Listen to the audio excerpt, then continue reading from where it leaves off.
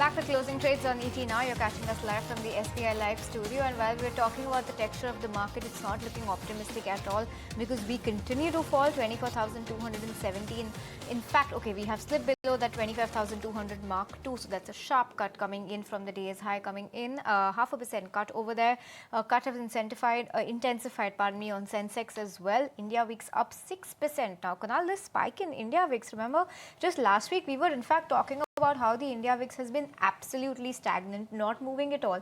And today, this H1B news flow is all it took for India VIX to finally show a spike up. Yeah, so I think today it's on the back of news flow, and the VIX has to rise generally when the sentiment suddenly gets spooked, and that spooking of sentiment happens when there is news flow which is attached. It doesn't happen on a very a market which is devoid of news flows or any kind of a major events. So I think in that aspect, today's rise in the VIX gets justified. But then I think the movement of the markets today, this down 150 odd points for the Nifty, is not just on the back of the rise in the India VIX. It's also, I think, some underperformance which has come out from sectors like financials or banking, specifically in private sector banking names.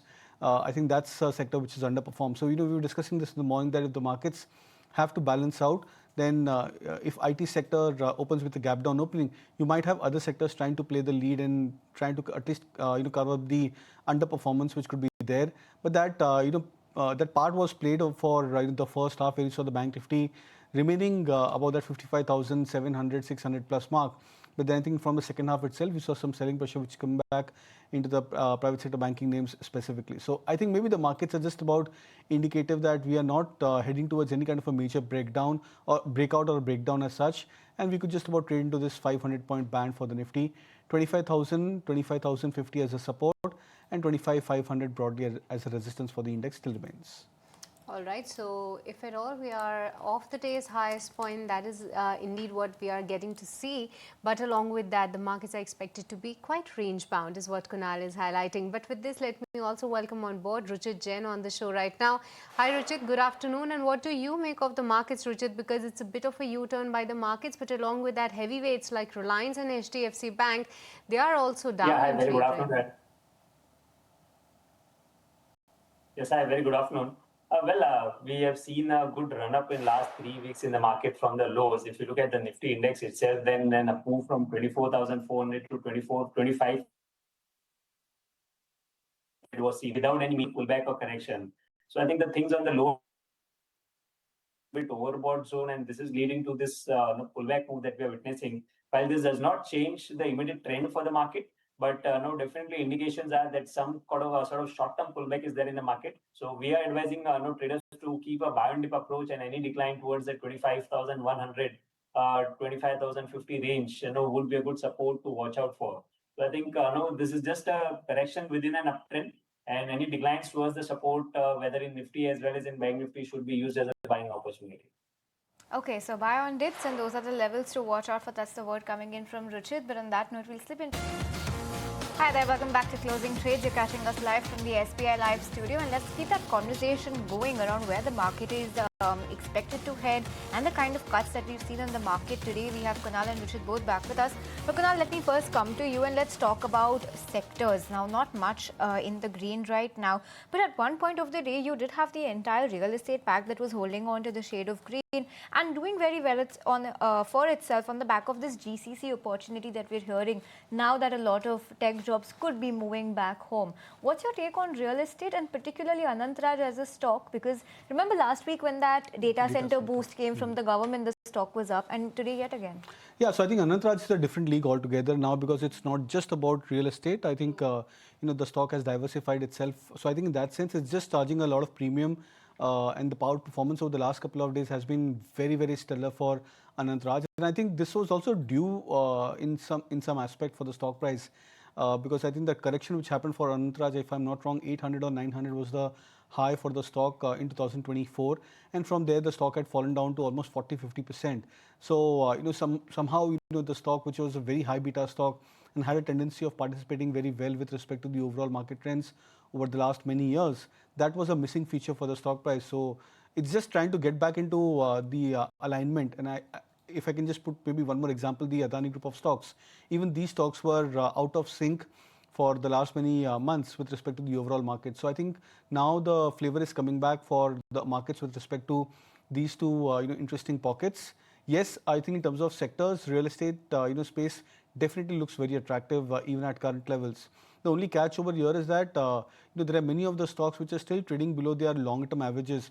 I was actually looking at the charts for DLF, Oberoi Realty, etc. I think many of these stocks are still trading below their long-term averages. So when you have such a kind of a setup where there is a base building which is happening, but these stocks are still trading below their longer-term averages, you have to take it step by step. Initially we look at say 50 DMAs or 200 DMAs as the first set of targets for the stock prices, and then based on the volume patterns, the urgency of the stock prices moving above those key averages, that's where we determine that whether we are looking at a major trend building or not. So as of now, I would look at maybe a phase one of the market of the rally for the real estate stocks. DLF, Prestige, Oberoi Realty are the three names which fit in that category. All right, that's the take coming in on the real estate counters. Let's watch out for that. But with this, let's also get you some of the tradable ideas from both of our experts. And Ruchit, you go first. Tell us which is the BTST or STBT idea you have for our viewers. A couple of names that we like in such market where our performance could be seen. First is a Adani Group stock, Adani Ports, where we have seen in last couple of trading sessions, the entire group has witnessed good price volume action. Adani Port is one stock which is quite close to its 52-week high, indicating that in the recent past result, when the entire group has shown a related underperformance, the stock has shown a good relative strength. So I think Adani Ports is one stock where the risk-reward ratio is still favorable at current levels. I would recommend to go long with stop loss below 1420. And if we see an upside in the near term, that it could rally even towards 1550 in the short term. I think Adani Ports is one stock which we would recommend, and Bank of Baroda is my second recommendation over here. So primarily the entire PSU banking space, if we see after a consolidation of about 3 months, have seen a good breakout in last 3 or 4 trading sessions. Bank of Baroda also, whenever it was coming around 248, 250, it was witnessing selling pressure. But that range has been broken out on the upside. So we are quite constructive on the PSU banking space from a trading perspective, within which Bank of Baroda is a good chart. So one can go long there too, keeping stop loss below 242 for potential targets around 267. So Adani Ports and Bank of Baroda, two stocks looking good to Ruchit right now. Kunal, what about you? What's looking appealing in a market that's largely falling? See, I think in this kind of a market, it is very important as a strategy to lower the beta of the stocks which one is looking at in terms of buying. So in that aspect, I would suggest to buy calls and large cap names which are low beta. The first one is ONGC. That's a chart which is looking attractive. The stock is heading towards a breakout, I think, of a 50-day moving average. If I'm not wrong, this is a breakout. This could be a breakout potentially if the stock closes above the 50 DMA after almost 2 or 3 months of the stock trading below this key medium-term moving average. So that I believe could be an interesting feature for a stock like ONGC. Would look out for targets in the range of at least 243. Stop loss could be kept at 235. And the second would be a band Grasim. In a very similar vein, I think Grasim is also showing signs of a potential breakout on the short-term consolidation charts. The breakout point is closer to that 2,885, 890. So if the stock happens to cross back about 2,885 and closes above this level, that's where I would suggest a buy could be triggered for Grasim. Look out for targets in the range of 3,000 and stop loss could be kept at 2830. All right, so the market conversation ahead, get a check of where the markets are headed, what is looking good, and mainly what should your navigation strategy be amid a volatile market like this. We have Mayuresh Joshi, Head of Equity at MarketSmith India, also joining us on the show. And Mayuresh, hi, good afternoon, and thanks for your time today. And give us a sense of just that, right? The kind of volatility that we have once again seeing seeping in the market right now, given the kind of sector churn we've seen, of course, our viewers or anybody rather would be tempted to buy given the fall we've seen. But which sectors are looking good right now, and how do you gauge where the sector churn could be headed next? Very good afternoon. Now, again, I think the entire emphasis will be on consumption and growth. So I think both the engines in terms of the GST rationalization moves that have largely taken place would reflect in better volumes happening across both consumer durables as well as consumer discretionary. And at the same time, the government capex, along with private capex, which has seen green shoots of coming back, would largely mean that growth capital might be required for a whole host of domestic projects as far as manufacturing or infrastructure growth is concerned. Therefore, we remain extremely optimistic in terms of quite a few segments within all these spaces that can continue doing well. Within consumption as a basket, our own sense is hotels as a space should continue doing well. FMCG selectively, where volume stock value growth should emerge very, very strongly, should emerge as a very strong earnings contender, where earnings should come back very, very strongly as we start hitting Q3. Within the sub-segments of consumption, footwear and domestic apparel makers might actually continue doing well. Since infrastructure manufacturing, because of private and public capex, might be also something on the agenda, I think select NBFCs can continue doing well, in our opinion. For infrastructure and manufacturing, I think the sub-segments like cement, where the expectations of reasonable volume growth coming through, consolidation that we've probably seen for the industry itself will mean better dynamics as far as pricing is concerned, because of a lot of cost efficiencies built in because of internal power, captive power users as waste heat recovery plants as well, along with more sanguine logistic requirements that have got built in, along with cheaper input costs. Reported EBITDA and EBITDA per ton as we head into Q3 will be relatively better. So in our own sense, I think selective sectors, as I mentioned, can continue doing well. And again, I think the entire focus in terms of both consumption and investments coming back might actually propel earnings to probably hold up as we begin Q3. Therefore, from a market standpoint, as we see it in markets with India as well, the distribution day count is at 1. And therefore, I think as numbers start improving in Q3, Q2 will always be a little bit soft because of the monsoons and the seasonal weak quarter that is always expected.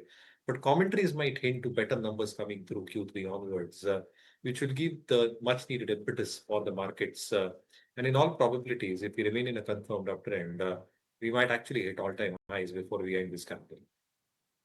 All right, that's it. So we've been talking to a lot of white code managements and consumer durable companies, and they're optimistic that this GST cut could make up for the kind of losses they've seen due to the early monsoons. Do you think that is something that could be possible, or how long do you think GST benefits would take to start showing up as positives in the company financials? I think most managements are alluding to the fact that an evident volume picture will be only visible in Q3. And thereafter, I think it all really depends on how the demand dynamics stick up.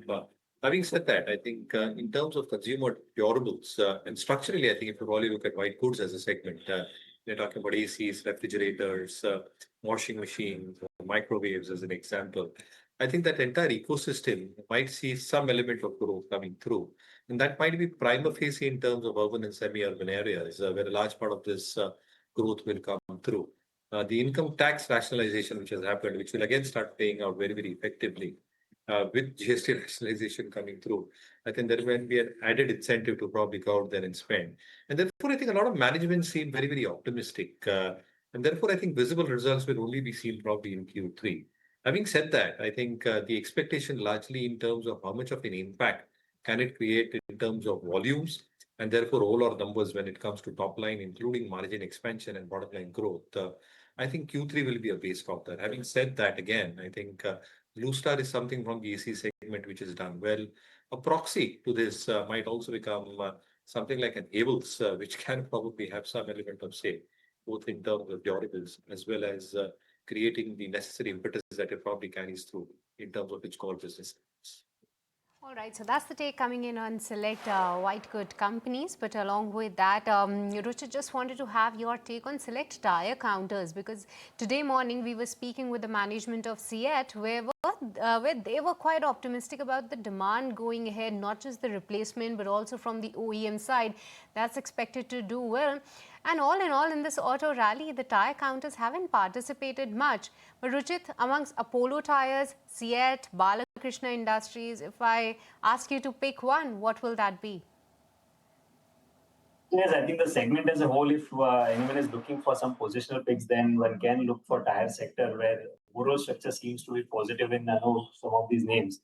But if I have to pick one amongst these, then Apollo Tyre would be preferred one. The stock has recently seen a price up and a breakout above its immediate hurdles, which was around 460, 470. And if you look at the price structure, then is the formation, higher top, higher bottom formation, along with the rising volumes. The stock is even not breaking its 50-day exponential moving average support if you look at recent short-term charts. So overall, I think this space should do well. And within this, Apollo Tyres, in terms of risk-reward ratio, is much favorable over here. So one can look to create fresh longs on Apollo Tyres at current levels. So Apollo Tyres looking good, and create fresh logs is the word coming in from Richard. But Kunal, we also spoke with the management of JK Cement early in the morning today. What's your take on some of the cement counters? Because GST is also significantly reduced on that pack, but your pecking order amid that space? So it's a space which has done just okayish, I would say, on the price recovery front. Even for JK Cement, for example, in the last 4-5 days, we've seen a pickup of 300-400 points, which is largely 3%, 4% in the stock price movement. So I think in that sense, from 6,400, it's moved towards 6,800, 6,850 mark. Mild recovery coming back into the likes of ACC, Ambuja Cement. So maybe I think it's just about a very tepid rally. Difficult to pinpoint the outperformers or the outliers over here, because as of now we are still into a phase where the sector is going through a very tepid recovery. Maybe I think Grasim, you can also look at Ultratech Cement. These are the two names which have generally been leaders or strong performers in terms of the cement pack. So maybe I think these stocks could be better placed with respect to the other players. All right, so that's the take coming in on the cement counters. Let's watch out for that, which along with that on the bottom of your screen, you will get to see that it has SEBI that has issued a consultation paper on technical glitches in the stockbroker trading system. The framework, first issued in November 2022, is now under review after the industry feedback and the circular to take effect from November 1st, 2025. That's the big news that we are getting to understand from the SEBI front. It's a new consultation paper that has been issued with respect to the technical glitches, but this is applicable on the brokers who have 10,000 or more clients as of now. But along with that, Mayuresh, just wanted to have your take on select exchange-related counters. Of late, they have been very volatile on the back of the kind of news flow and the F&O adjustments, how the volumes are expected to get a hit. But what's your sense on the exchange-related counters as of now, Mayuresh? Especially, I think you'll have to give it time, right? Because I think with all the regulatory changes that are now transpiring as we speak, it really depends, and it's to be seen what kind of an impact does that really have in terms of the overall volumes as far as these exchanges are concerned, both BSE and the data that we'll get from NSE as well. And therefore, I think equity-linked exchanges might actually have some element of softness embedded in Q2 based on all these factors put together. And what does the consultation paper actually tell us in terms of weekly expiries, whether it's going to be fortnightly expiries looking forward? I think nobody's sure about that. So I think wait and watch on that. In fact, out of the exchanges, MCX in terms of ratings and rankings probably looks a little bit better placed. The expectation in terms of more contracts coming through MCX way might actually pave way for more stability in earnings as we speak.